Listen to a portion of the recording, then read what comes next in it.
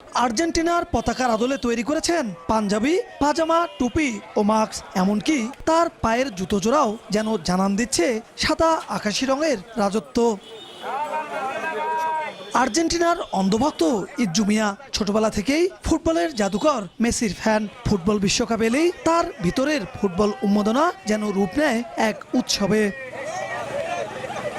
প্রতিবারই প্রিয় দলের সমর্থকদের বাড়তি উৎসাহ দিতে নানা ব্যতিক্রমী উদ্যোগ নেন তিনি।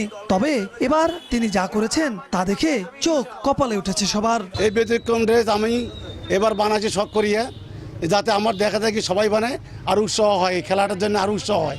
আর্জেন্টিনার পতাকার আদলে তৈরি পোশাক পরে যখন তিনি চায়ের দোকানে কিংবা রাস্তার মোড়ে যান, তখন মুহূর্তেই সেখানে জমে ওঠে বিশ্বকাপের এক অন্যরকম আড্ডা। তাকে এক নজর দেখতে কিংবা তার সাথে একটা ছবি তুলতে ভিড় জমান অনেকে।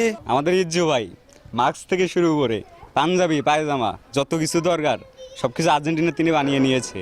তিনি আমাদেরকে একদম সম্পূর্ণ যেভাবে উৎসাহ দেওয়া সম্ভব তিনি আমাদেরকে দিচ্ছে। বিশ্বকাপ দেখুন বায়োস্কোপ প্লাসে, সব নেটওয়ার্কে, সব ডিভাইসে।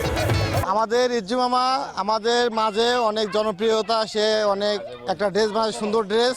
উনি খেলাকে খুব ভালোবাসে। ওনার ইচ্ছে যে এবার একটু অন্যরকম একটু দেবে, সাজ দেবে। এই জন্য উনি সবাইকে আনন্দ দেওয়ার জন্য এভাবে পোশাকটা তৈরি করছে।